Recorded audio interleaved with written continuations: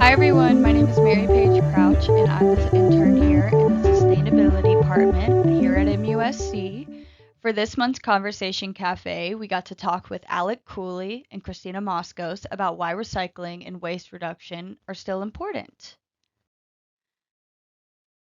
So we're going to talk about some of our initiatives here at MUSC. Our mission is to sustain MUSC builds healthy communities by inspiring and implementing solutions to environmental, social, and economic challenges. Some of the things that we do, we focus on recycling, composting, climate and resilience, energy. We do a lot of that here on campus. So Christine, if you want to talk a little more about the recycling. Hi everyone, I'm Christine Von Kalmas, the Sustainability Manager at MUSC. And today just happens to be America Recycles Day. And we're glad that we're celebrating that with this event today. Before we get to the event, I wanted to let you know how MUSC is doing with our recycling program. Our overall diversion rate right now is 23%. That was for FY22. And that starts in June and goes through July.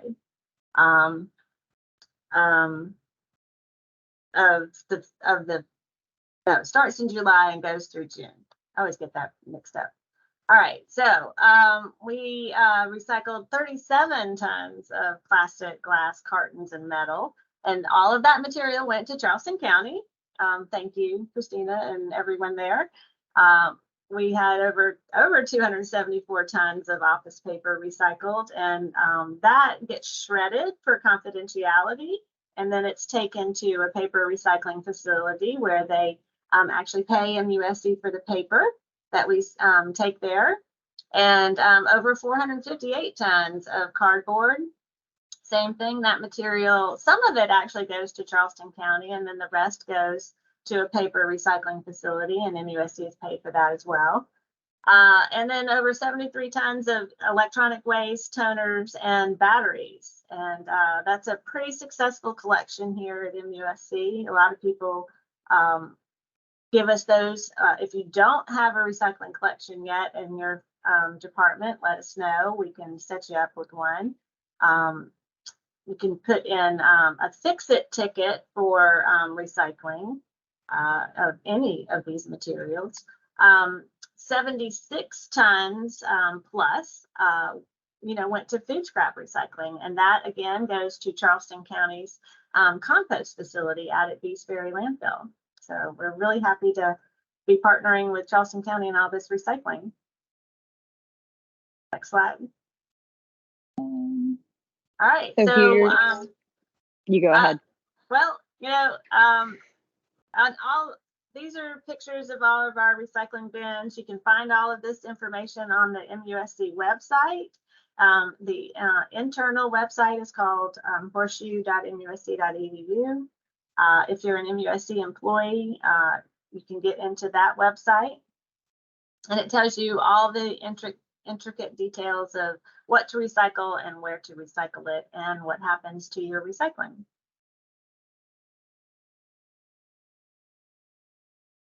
So if you want to keep up with what we're doing here regarding sustainability at MUSC, you can sign up for our monthly newsletter. You see that online address right there, musc.edu/go green. You can sign up there.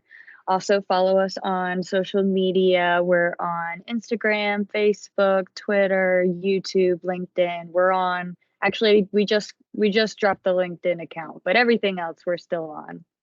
And then we're on Yammer as well.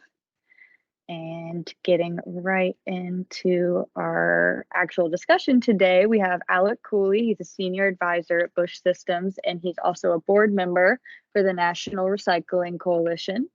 And in addition to Alec, we have Christina Moskos. She's the program manager for Charleston County Environmental Management.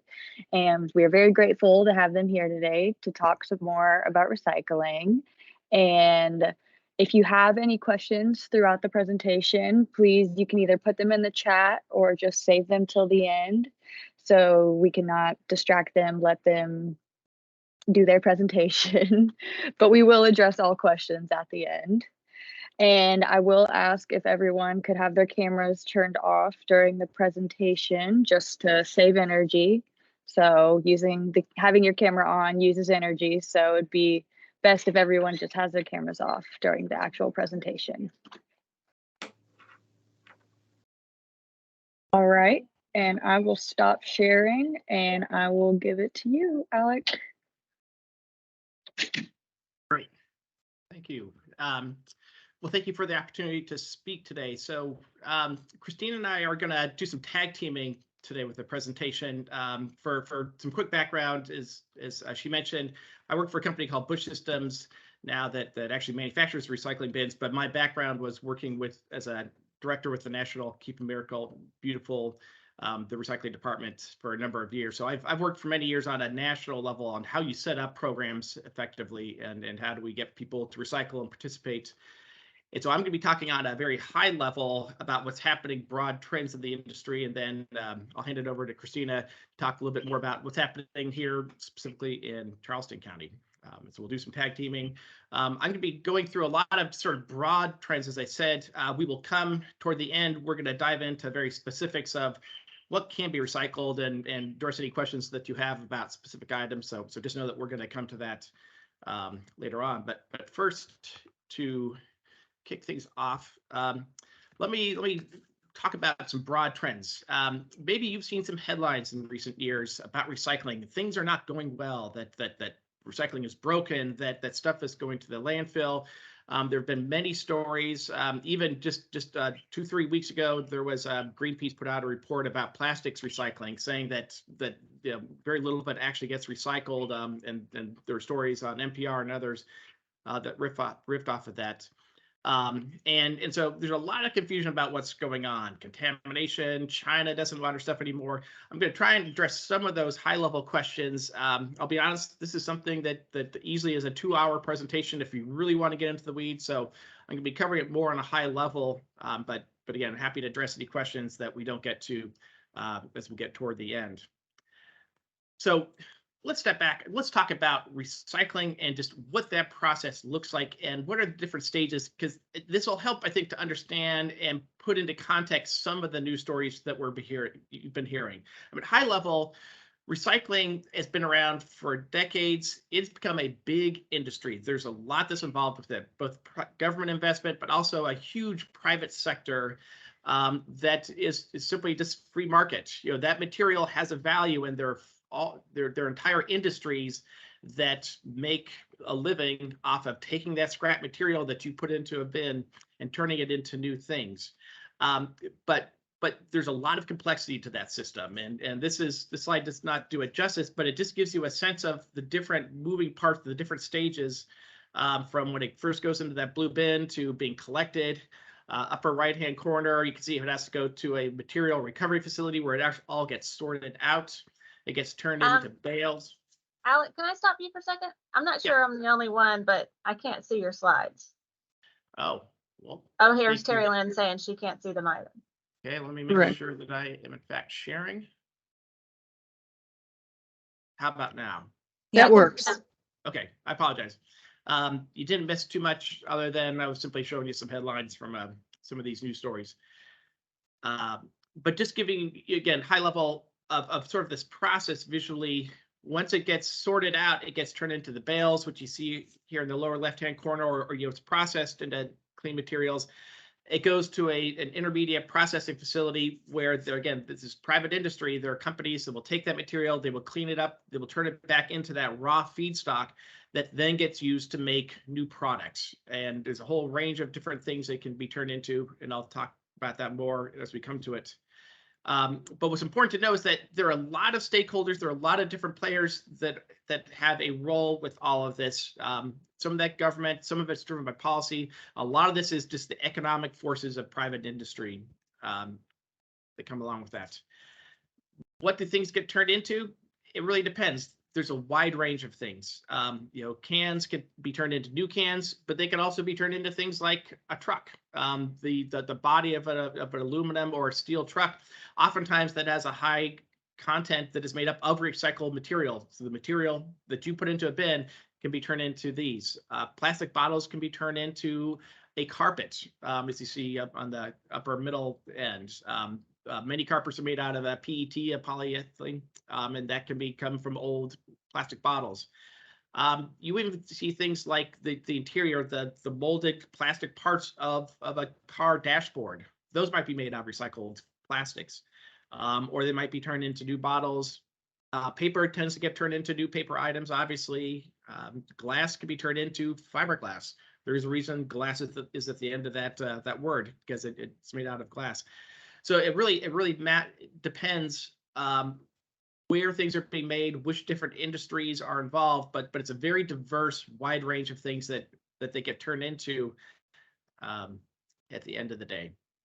And so I want to highlight just a couple of specific examples of companies to put more of a specific face on that industry and that process. This on the left-hand side here, you see is a company called Glassworks, and this is a newer company that actually they just opened up a facility down in Beaufort County, and they're taking glass that's collected here in Charleston County from some facilities, not from all. In other areas, they take that glass and they're actually using this new high-tech process to blow gas into that molten glass once you melt it down, and they can turn it into these beautiful architectural pieces of molten glass that are actually strong enough that you can use them for structural material. So there's a big investment that's gone into making that company and that technology, and it's creating jobs right here in Beaufort County. Sunoco is another company we're all familiar with, because they have their headquarters here in Hartsville, but they make a lot of packaging materials of different types of paper and plastic, and they their main business is manufacturing the packaging that gets used to put products into, but they understand that they need the material to come from somewhere, and so they've become very involved with the recycling process, and they actually have a facility here in Charleston County and elsewhere where they will do the collecting, and they will do processing themselves, because that's valuable material that they're looking to source from, and they know it can't all just come from virgin sources. But I share some of these stats here just to give you a sense of the economic scale. These are all private enterprise that make their business off of what you take and you collect.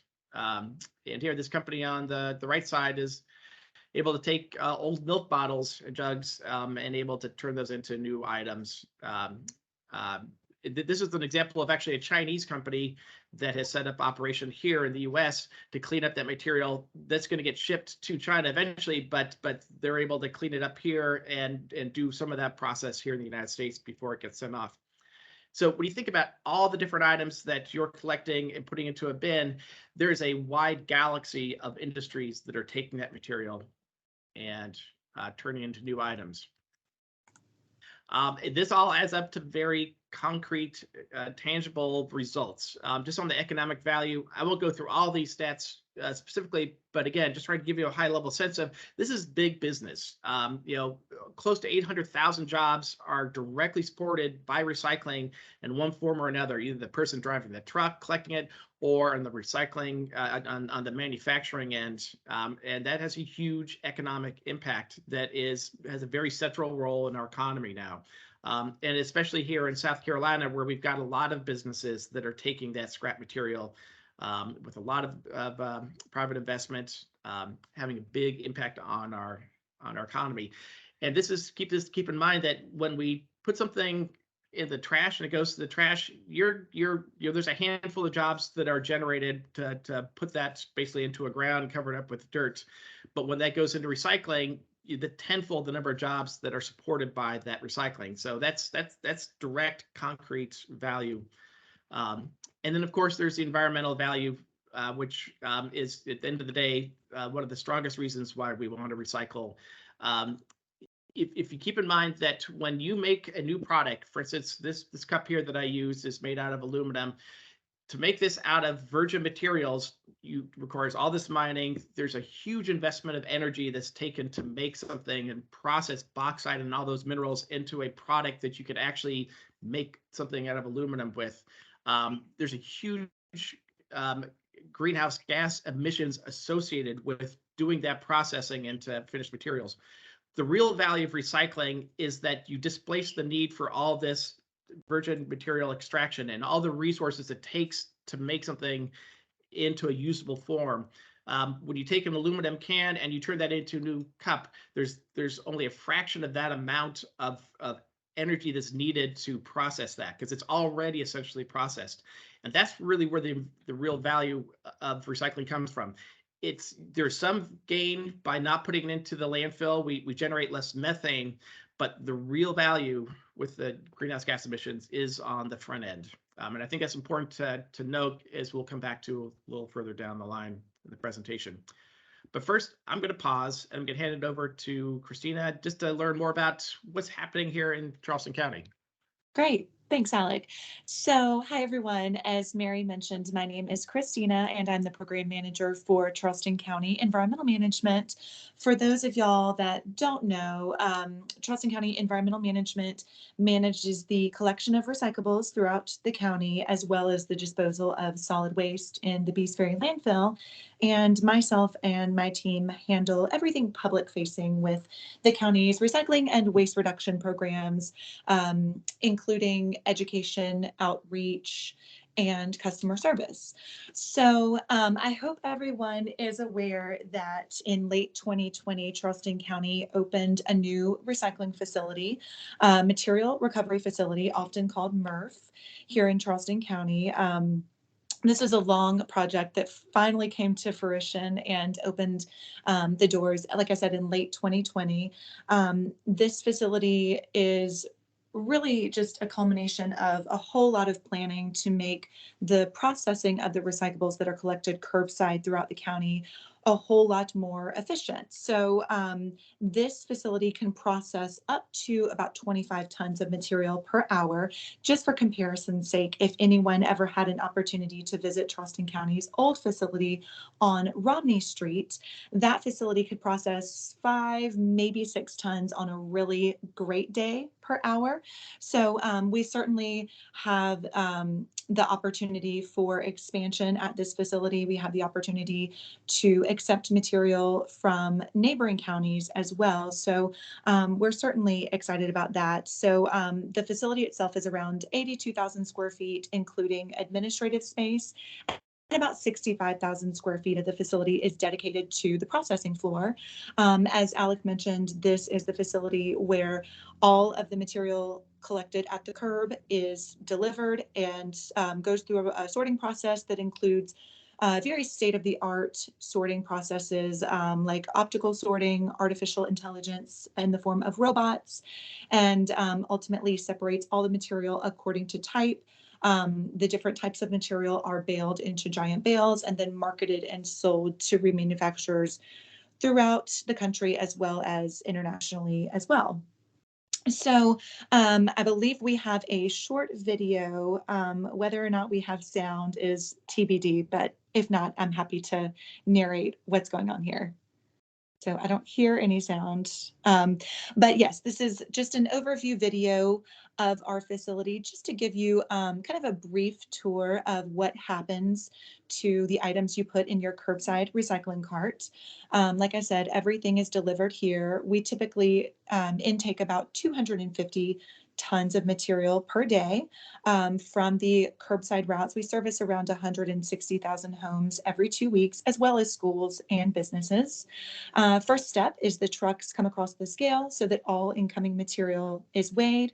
Once the material is tipped on the tip floor, it gets loaded into the sorting facility by a loader.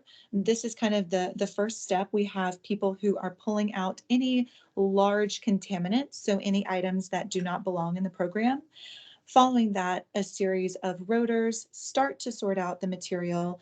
The heavier items, the bottles and cans, fall through to the bottom, and the paper kind of floats along the top. Everything kind of turns off on different conveyor belts.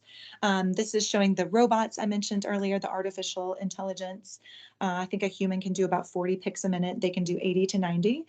So the optical sorters, again, sort out the different types of plastic. And then at the very end of the line, the opposing eddy currents repel all of the aluminum to sort that out as well.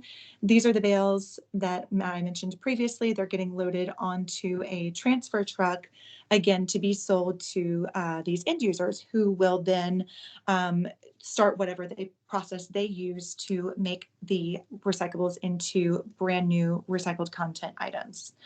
So one question that I receive quite frequently is recycling actually happening? I hope you can see from that video that it is happening here in Charleston County. We are absolutely sorting, processing, and sending off to be recycled any item that can be. With that being said, in complete transparency, there are items that people send to us that are not accepted for recycling. We deem those items contamination, and unfortunately, those items do have to be landfilled because there's no way for us to recycle them. I'm sure Alec will touch on contamination more later on in the presentation, but just as a general FYI, contamination comes in a whole lot of different forms. Some of what we see here at the recycling center is pretty innocuous, things like styrofoam and plastic bags. While those do create processing issues by jamming up the equipment, they are not as harmful as other items, things like scrap metal, wood, things like that. It's just so important to keep those items out of your recycling cart, because when they get to the recycling center, not only can they create processing issues and cause shutdowns and ultimately devalue the recyclables, but they can also lead to worker safety issues. So with that being said, it's just so important to make sure that you are researching what items belong in your recycling cart and what items should stay out. A good rule of thumb is when in doubt, leave it out. And we have a real short list of items that should go in your blue Charleston County recycling cart.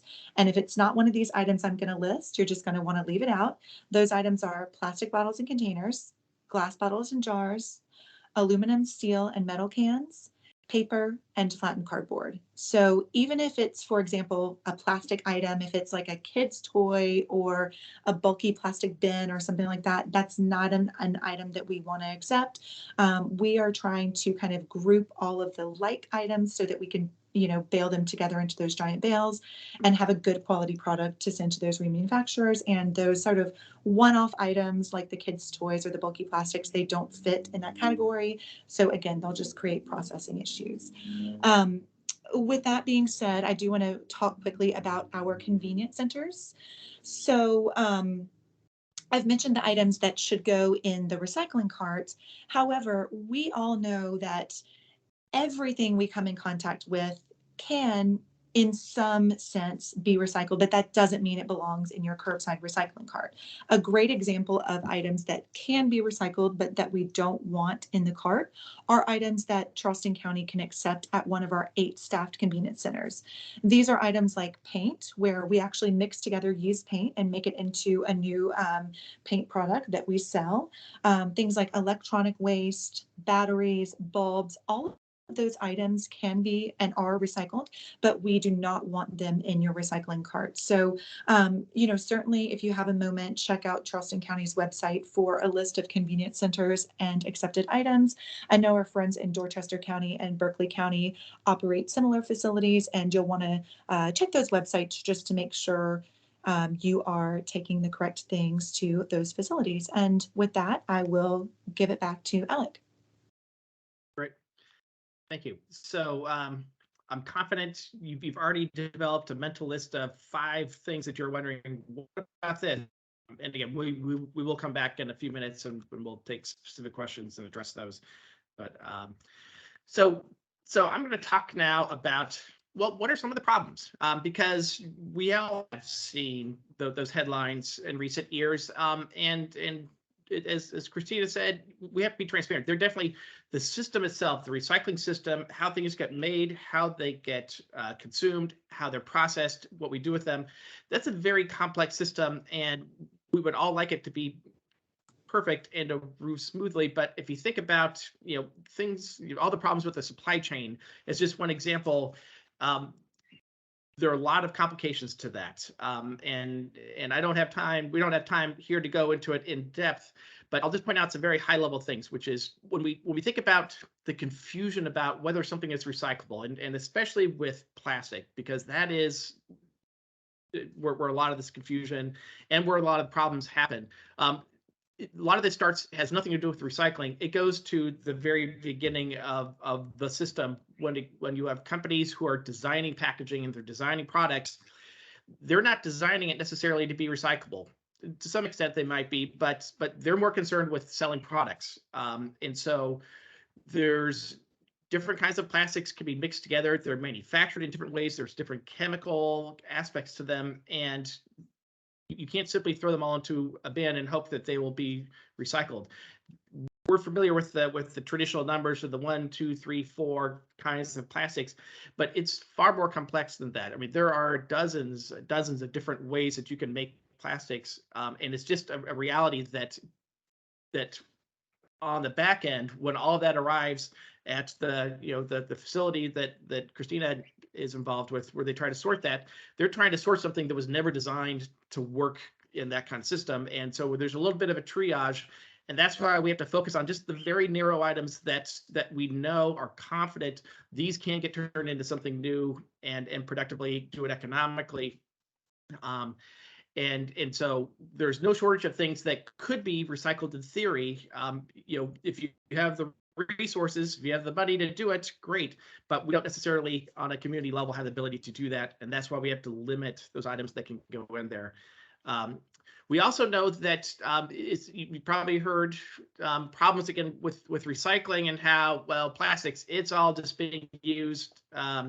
Nothing really happens. The plastic industry is doing evil things. And I really don't want to go down that rabbit hole too much, but it is worth acknowledging that there's a lot of responsibility that could be taken by the plastics industry, by the product companies, to make the system work better and to make things actually reduce the amount of material involved, make it easier to recycle. That could be done, that they're not, but they do tend to then hold up recycling as, well, it's all okay because it can be recycled.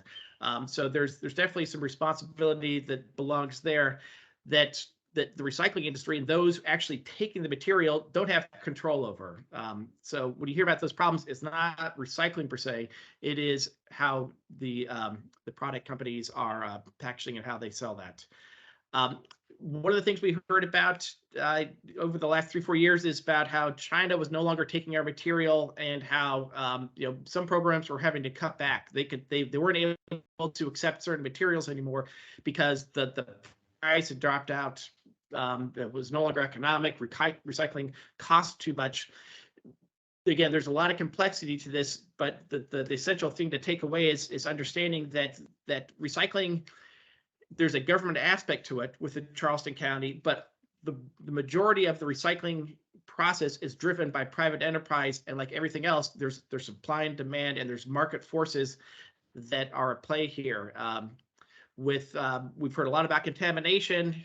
With China, they said we no longer want to take all this stuff that's over contaminated, and that created this whole backlog of one of the major markets that we sent our material to no longer wanted that. And so that caused the price of materials to drop. And again, I'm oversimplifying it, but that had a ripple effect to the point where local collection programs that are dependent on selling that material, when they get less money for it or when they can't find somebody who wants to buy it, that created a disruption that caused some programs to have to cut back. The good news is that, like all market forces with supply and demand, there's always a rebalancing. The value of materials that were very low back in 2018, 2019 actually shot back up, and in some cases, different types of plastics were worth more than they had ever been worth just a year ago. We're now going through another ripple effect on the economics, and the value has dropped back down in some cases. But that's all part of the natural part of how recycling works. When you look at it over the long term, recycling, it has a solid economic model that it pays its way through the system. And if you stop and think about it, when has trash ever paid for itself? Never. Trash always needs to be subsidized. Recycling, for the most part, is able to pay its way through that system. Some other things that it's important to know is that there's some things that there are times when recycling does not actually make sense. Christina was referring to sort of these core materials, the plastic bottles, paper, aluminum cans, steel cans. Items like that are ones where there's a solid environmental and economic case to be made for why they should be recycled, because there are many markets for those. Over time, recycling we've defined can be done in many different ways. I mean, there are companies that will even take things like candy wrappers. That plastic is recyclable in theory, but the cost to do that does not necessarily make sense. If you're putting something in the mail and mailing it to a recycling facility, not only is that very expensive, but some of these sort of marginal types of recycling don't even make environmental sense, because it does in the end take more energy to make something, to recycle that into a new item, than it would simply to make it out of virgin items. That is for the more marginal kinds of plastics that I'm referring to. Again, the basic ones that we're all familiar with, like water bottles, aluminum cans and all, there is a solid environmental case to be made for those. The last thing I have here is just, again, coming back to this theme, which you're going to hear over and over again, that contamination is a huge problem. And there are times if there is too much junk in there, too much stuff that can't be recycled, the cost to try and pull that out is to the point where it just isn't worth it. And so there are instances where recyclables do in fact end up in the landfill, but they're rare, and they're issues that can be avoided by each of us taking a more careful with what we do. But just know that when you hear sort of expose stories in the paper or the news, you have to put that in context. Nothing works perfectly, but there's a solid case that recycling for these basic materials has a long track record over the last 50 years of working effectively. So sort of as a takeaway for your role, what each one of us individually can be doing with recycling. I'm oversimplifying it here, but focus on the obvious materials, the ones, again, that Christina was referring to. For many years, we've talked about how we can now recycle new things. When we went to having the separate tubs, so now we have the bigger blue carts, and we say put it all into the one bin. There's been this natural impulse a lot of us had to want to take something that's, well, it's plastic. I hear plastic's recyclable, so maybe if I put it in there, something good will happen with it. That's not true. We now know that does contribute to this whole problem with contamination and with China not wanting our materials. It really is critical. We make a difference not just when we recycle. We make a difference when we recycle right. That's when we are actually giving back to recycling, giving back to the environment, into our community. To simply put something into a blue bin does not do anything by itself. It's only when we get it right. And the last point I would say here is recycling is something for those core materials, the ones that make sense. Recycling all the time, not just a part of the time. Trying to make it part of your daily routine. We know that recycling, a lot of what gets people to recycle and ultimately do it is simply making a habit out of it. It matters less whether or not you're a big environmentalist or not. It's simply making a habit and knowing that no matter when I have that empty bottle, that you look for the opportunity to recycle it and not just think of that as something you do at home or that you do at work, but something that you do wherever you go throughout your day. So I want to pivot now. We've been talking a lot about recycling itself and the benefits of what it can do, but it is important to know that recycling does not save the earth, and that tends to get lost in the big picture. And this is what I was talking a moment ago about greenwashing. There's a lot of sort of setting this expectation that, well, if you can recycle in the end, then hey, everything's good. And that's just not true, for a couple of reasons. And I'll point out, and I'll start with this. This is an example of a study research that was done by the state of Oregon, where they looked at different scenarios. If you take a plastic, if you have water that comes either in a plastic bottle or if it comes just out of the tap, you can recycle that plastic bottle after the fact, but it still takes a lot of resources to manufacture it in the first place. And so when you look at the blue line here, and for the moment, I'm just going to focus on the left for the energy use here, to manufacture a plastic bottle for water and then throw it into the landfill consumes a lot of energy. So that's sort of our baseline that we're comparing against. When you take that same bottle that's been made and you recycle it, you can see here, this line, it takes about 60% of the amount of energy to make a new bottle out of that old reused recycled bottle than if you were drilling oil and manufacturing a bottle out of something new. So that's a very concrete gain. That's a benefit. We've reduced the amount of energy we're consuming when we recycle. But what you're not seeing here is when we skip that bottle altogether, when we just do what we always used to do and go to the tap and just get a cup and we fill that with water, what you can just barely see here is the amount of energy that's used to drink water that just comes out of the tap. To the extent that we're driven by wanting to help the environment, by lessen our personal impact on the environment and reduce greenhouse gas emissions, this is where we really have the real concrete make a difference. Recycling is good, but it's not the first thing we should be thinking about. And simply the fact that you could recycle that bottle can't undo the fact that you had to consume that 60% of energy right there in the first place that you could have avoided if we simply skip that. So that's a critical thing to keep in mind, not just in plastic water bottles, but about everything that we consume. And how do we take that mindset elsewhere? I'll point out one other thing I'll point to is it's sort of a counterintuitive that we think of well, if it's a recycled package or if it's something that feels like it's the right thing, that's better. There's a stigma that's developed up around plastics. We think about plastics that get into the oceans and a lot of problems that we want to avoid that, and I wholeheartedly support that.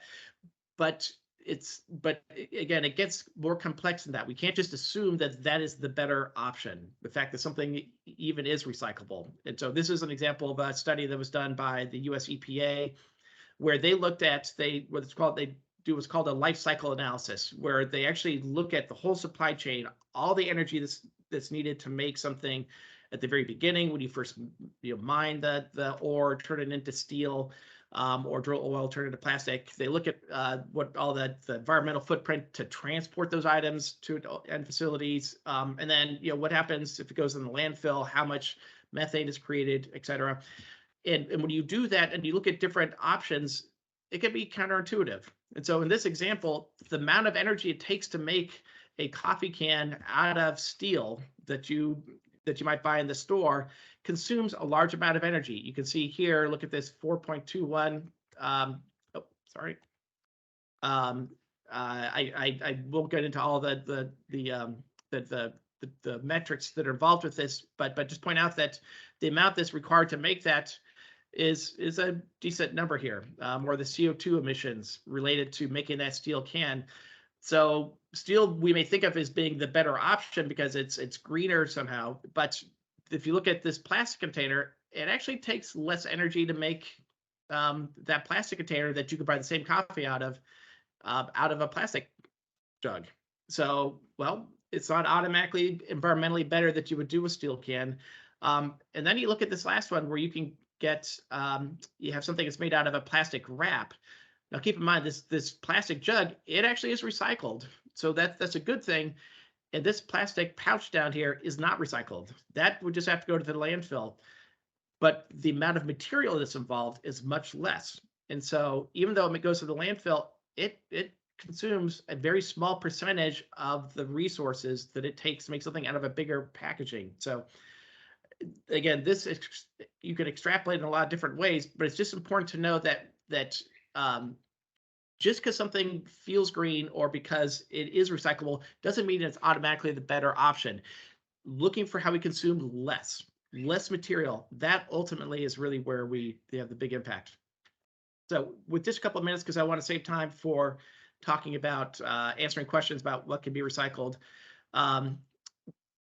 show some other examples. We all obviously have heard a lot about straws. We want to avoid plastic straws because they are a very real, tangible problem when they fall into the gutter, end up in the waterways. Same thing with plastic cups. Single-use plastic bags can be a real problem. Water out of the tap. All those are examples of things that we've heard a lot about. We've seen examples. Charleston, the city of Charleston, and Mount Pleasant, and others even have bans on straws and plastic bags. So those are all good, but the alternatives don't necessarily mean that you have saved the earth. Compostable cups are good because it can be diverted from the landfill, but it still takes resources to make that cup. A straw that's made out of paper is definitely better than a plastic straw because it can't be the same problem if it gets into waterways, but it still takes energy to make that straw. And so we come back to the essential question we should be asking ourselves: do I need a straw at all? Do I need a cup, compostable or not, or can I use a reused mug? That's how we really make a difference, is by thinking in those terms. And then the one other example I point to here is when we think about how we go out and we buy things and about what we need, we've become very accustomed to the convenience. So these coffee pods in the upper left-hand corner are an example of, it's simpler. It saves us a few seconds, but those pods are not recyclable, and they consume a lot of resources. And I have an old school percolator or coffee machine. You don't need to have that packaging at all.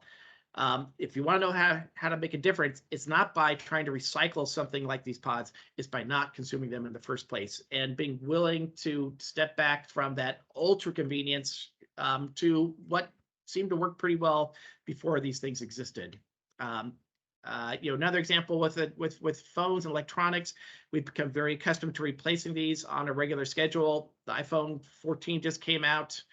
There's this impulse to go and get the new one, but consider there's a huge amount of resources that go into making iPhones and other electronics, and recycling those, while they are recyclable and you want to do that, you can't undo the fact that you still require mining all that lithium, all the different materials that go into that. Can you wait another year or two? Does your phone still work just fine and you'll get the upgraded telephone maybe in a few years when it's time finally to actually replace that because you need to, not because you simply want to? The same applies to, we've been hearing about fast fashion, this idea that you just buy clothing and wear a few times and it's low cost, so you can just discard it. There's a huge amount of resources that go into making clothing, and to buy something with the intent of tossing it soon after is problematic. And then finally here, I'd set to ask, do you really need to have somebody else chop your avocado in half and put it into plastic wrapping, or can we get by? Because again, this is resources that we don't need to consume. This has a direct impact on greenhouse gases when we have this kind of extra packaging. Last thing I want to do before we shift and talk about what's recyclable is just point out another huge issue that there's more and more of a focus on, which is not just the recyclable items, but food itself. There's this top level stat here is a very sobering one. There's a huge amount of food that gets produced in this country and around the world that simply ends up in the landfill. And not only is that turning into methane, that is also, there's a huge amount of resources that is required to make this food in the first place. All the agriculture, all the fertilizers, the other materials that go to growing wheat that then has to be trucked to a facility that gets processed into flour, that gets turned into bread. Vegetables take a large amount of resources, herbicides, others that are involved with agriculture. And it's good to compost that. We want to compost that, but that composting can't undo all that energy, all that resources that went into simply making it in the first place. So while it's important to keep food waste out of the landfill by composting and avoiding the methane that comes from landfills, the more important thing is how do we figure out to reduce the amount that's getting wasted in the first place? that's not easy. I understand we have to struggle, even my wife and I at home, with what's in the refrigerator. How do we make sure that things don't go bad before we can get to them? It takes a level of planning, but it is a very material impact that we have on the environment when we're both consuming food that we're not going to ultimately purchase food that we're not ultimately going to eat, and also when we discard that. So this is something we all need to make more of a priority and focus on more. It's not just about recycling. So I'll just point out that there are some good resources out there that can help with strategies. How can you things that might help to how you can change the way you buy things, how you store them, how you prepare meals, that sort of hack this problem and of have food going bad before you can get around to using it. So I encourage you to go to savethefood.com to learn more about that. And so then we have a number of slides here just talking about very high level what can and can't be recycled. And this is probably a good point also to just open up with questions if we have any. And if we don't, then we can just jump into this. And Christina, if you want to sort of lead through talking about what are some of the things that are recyclable, this is more of your core area. I can sort of fill in, but. Yeah, absolutely. So I think I mentioned earlier, plastic bags are our #1 source of contamination. Keep in mind that with Charleston County's recycling program, when it comes to plastic, we accept rigid plastic bottles and containers only. Any plastic that is flexible that you could kind of crinkle up in your hand should not go into the recycling cart. So that includes plastic bags, bagged recyclables, shrink wrap, plastic wrap, Ziploc bags, anything that you can crinkle up in your hand, we do not accept, because you'll see in this image how it gets wrapped around the rotors with the sorting equipment at the recycling center. It is important to note here that most local grocery and retail stores do accept plastic bags and plastic wrap. As long as they're clean and they're dry. A lot of them do accept styrofoam as well. So check with your local retail store to see if that could be an option, or better yet, to Alec's point about reduction, think about how you could eliminate plastic bags from your life altogether and just use a few reusable bags over and over instead. Let's see what we have next. Or if you have any comments as well.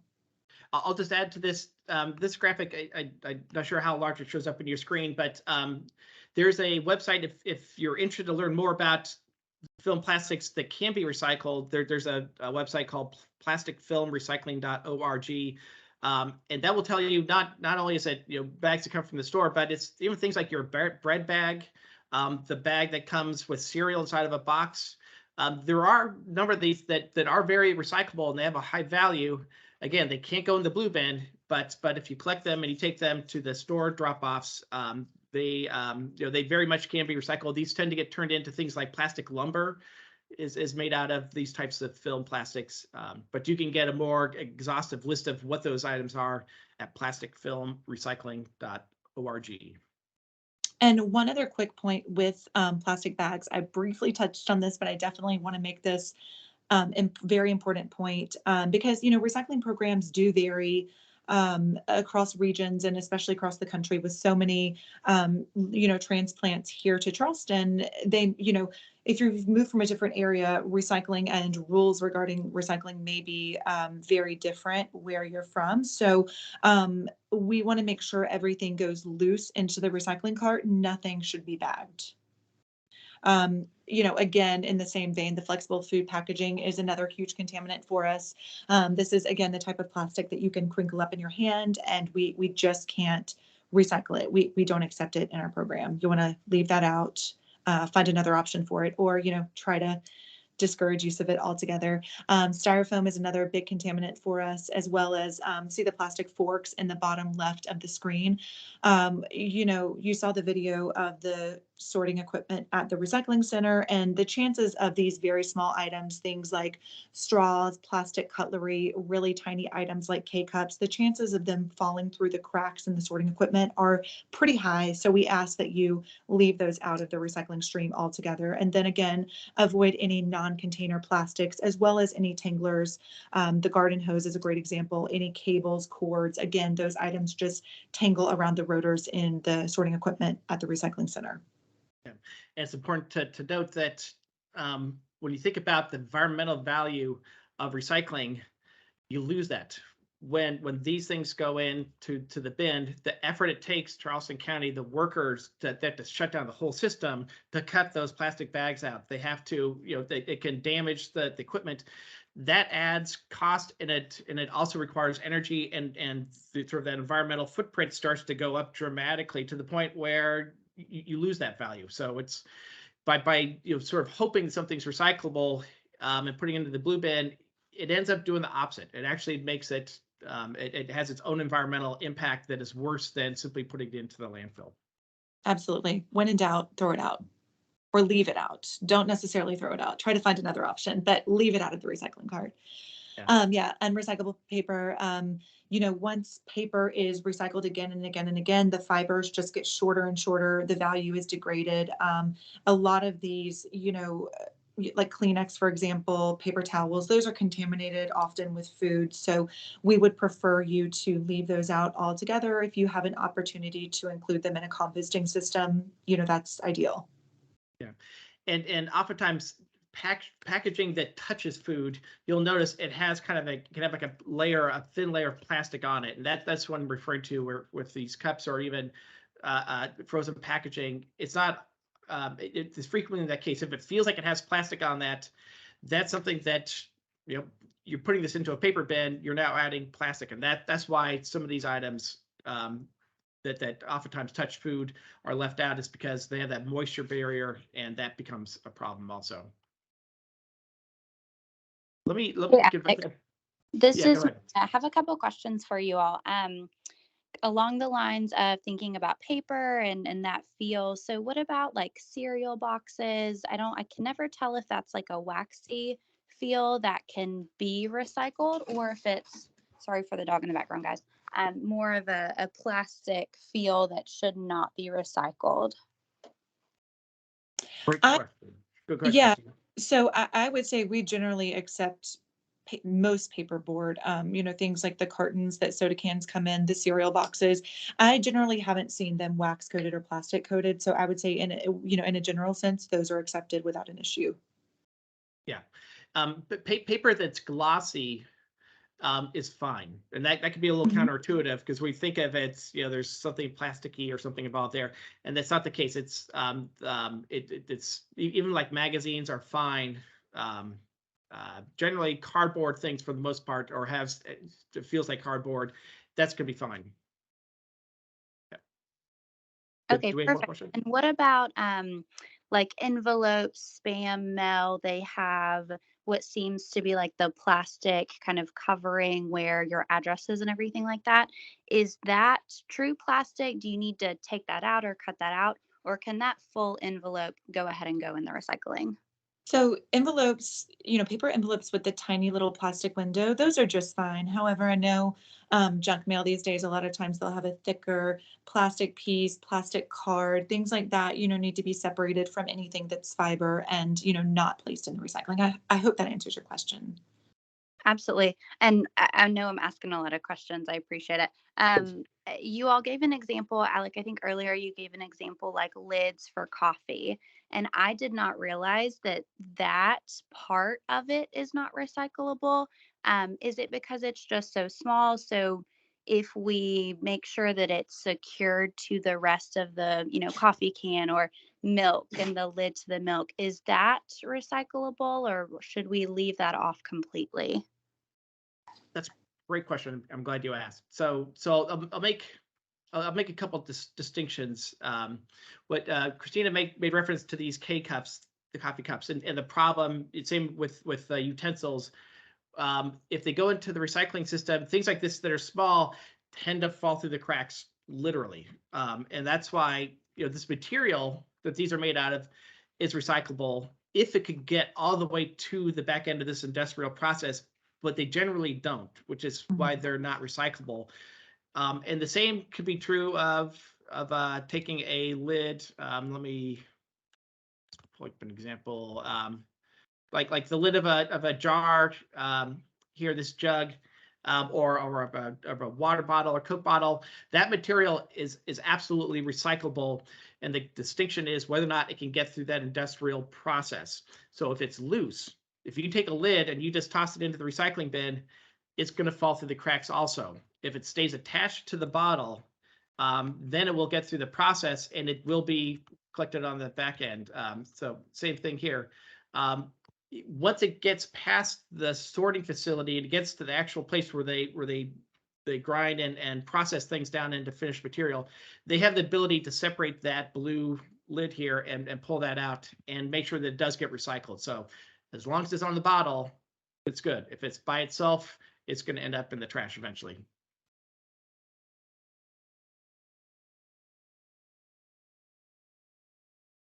Okay. Is that the same for coffee lids? Yeah, if you can leave those on the cups, that's ideal. Obviously, empty and rinse any container when you can, but leave the lids on.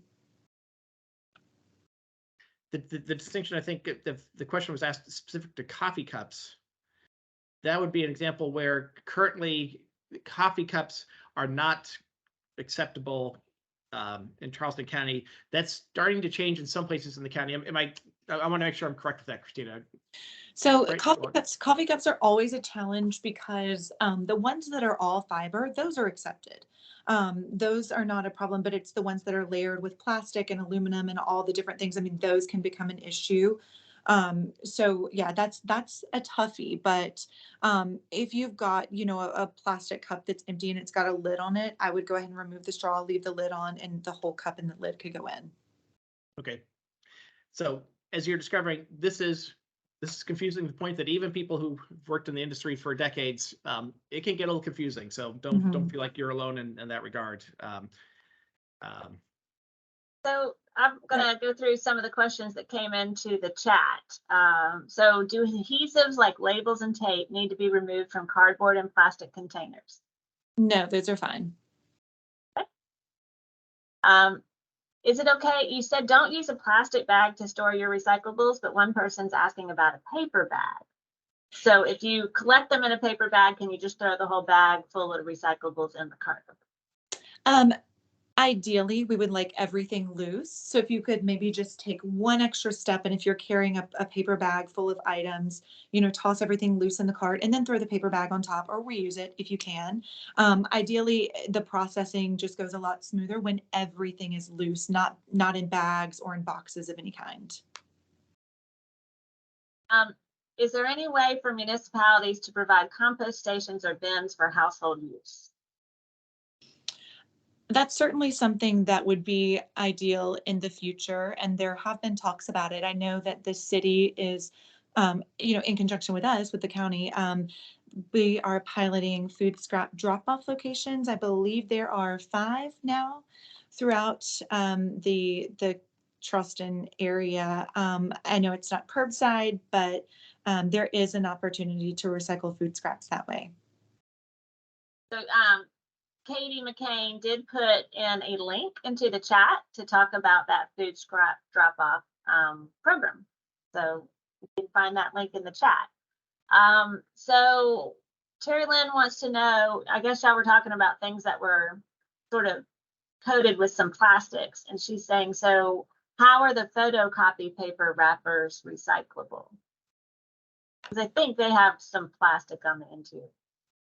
Photocopy wrapper, so like a ream of paper that you buy in the store, and that so that is that ream of paper, you don't want moisture in copier paper because it will cause jams, and so they go extra special, make care that the packaging keeps out all moisture so that it's perfectly dry.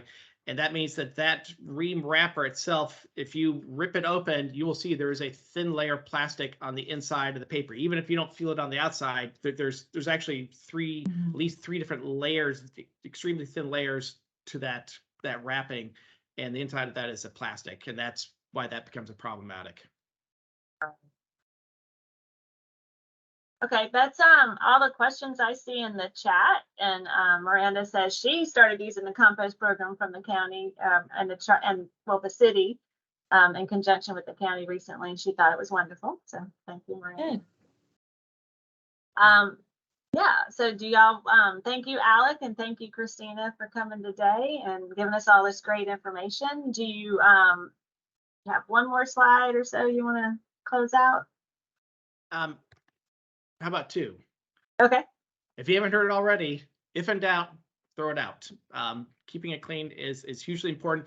This is where we have where recycling can make a difference, is when it's clean.